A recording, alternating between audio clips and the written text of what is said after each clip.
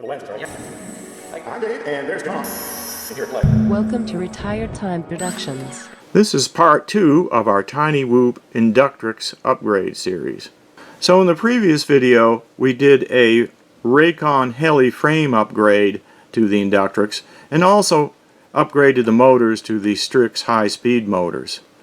So what we're going to be doing in this video is adding the FPV camera and the little cover that comes with the camera, upgrading the batteries, and upgrading the props. Now Raycon also makes some 3-blade props that can be used on the Inductrix, but we're going to be using these 4-blade ones. So thanks to Tony, aka Vortexes, and I'll put a link to his channel up here in the corner. Thanks to him for recommending this camera. There was one other fellow that recommended a different brand, but we went with Tony's recommendation and got the Crazepony FPV camera. Crazepony is an Amazon seller, and we got these other items from Amazon as well. So the batteries are a 220 milliamp hour battery, and they're of course a 1S LiPo, 3.7 volts, from Bangcool. And as a comparison, here is the original battery I was using on my Inductrix, and you can see that's only 150 milliamp hour. So these are a little bit more beefy. So here's the Crazepony camera, and you can see this thing is very small, very light, one of the smallest ones I know on the market. And instead of having the CP antenna, it has this kind of antenna that tends to flex instead of break, but still has pretty good range. As far as selecting the band and the channels, there are 2 buttons right here and 2 rows of LEDs on the back. So you will need to use a chart, which is provided on the box right here, to select the channel. But it makes it a lot lighter not having the great big bulky LED readout on it. So I think that's the reason for doing it. We're looking for low weight on everything on these tiny whoops. Otherwise the battery will get eaten up real quick. The camera also comes with a new cover with a little place to mount the camera, and there's a Y splitter so you can tap into the power. And here are the 4-blade prop replacements. And you can see what's nice about these, for one thing, other than the color, is that they have a little standoff here, or the where it mounts onto the quad. It sticks up just a little to give you some space so the props won't rub. So before these upgrades, the quad weighs about 17 grams. This is without the battery.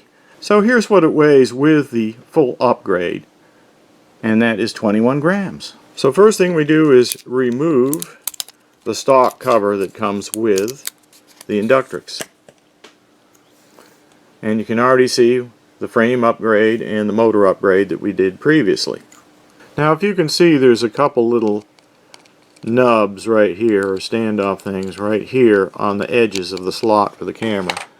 So the first thing we do is take the camera and pull the wire out straight like that, put it through the hole, and then slide the nubs between the 2 board units. So you see there's two circuit boards, and you get the nubs between them, and then push down until it snaps into place.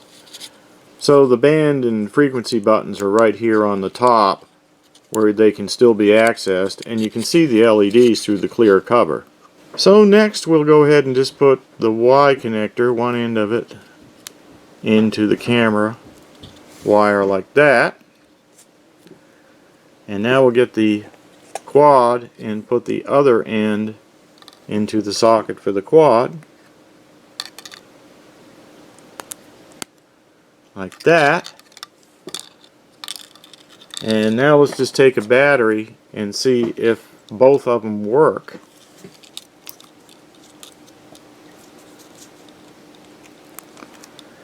There we go, both of them are lit up. So we know we got a completion of the circuit. So basically the cover is held on by this little rim going underneath the prop guards right here, or the ducts. So you just have to have the wire come out the back and then just feed this in underneath the ducts. And it's a little tricky, but just be careful you don't break anything and get it in there good. So there it is, mounted on the quad, and there doesn't appear to be any fasteners or anything to hold this down. It just snaps underneath the rim. There are some little standoffs here, a little dents that look like a screw would go in, but there's no hole. It's just to keep the cover above the board, and there's none in the back so that the wire can come out. So let's go ahead and do the Apex RC Products prop upgrade. Here's one of the props, and on the back there's the product information. Okay, I'm just going to pry up each prop and replace it with the same type. Okay, just sliding the prop onto the motor. Okay, let's go ahead and put the back ones on. Let's see if that works easily like the other front one. See, sometimes they don't want to quite go down, so I might have to pull that one off and redo it. Let's try this one. Okay, that one went down all the way. This one, maybe a little more. That may be alright. Alright, let's go ahead and put the Bangcool battery in.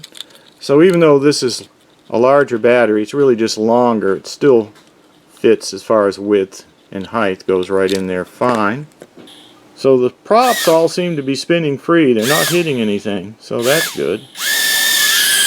And it lifts off the ground. Let's try and see if we can select the channel for my Fat Shark goggles. So band F here is the Fat Shark band, so I definitely need band F. It was on the Fat Shark band already. How about that? See? No, I know you can't see, but I'll show it to you later in the DVR. Alright, let's take it for a test flight.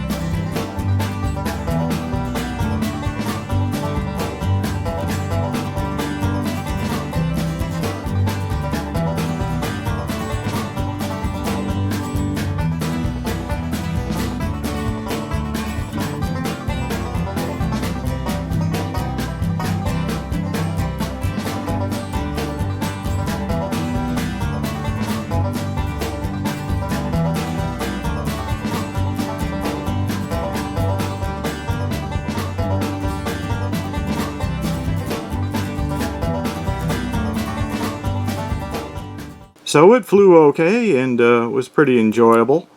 So in the next part, in part 3, we're going to talk about upgrading the controller board from the original Inductrix board to a Beecore board.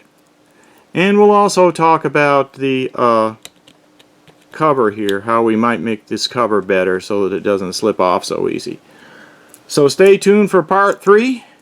And if we get that Beecore board on there, we can probably put CleanFlight or Betaflight or something on it, and it'll be just like the larger quads.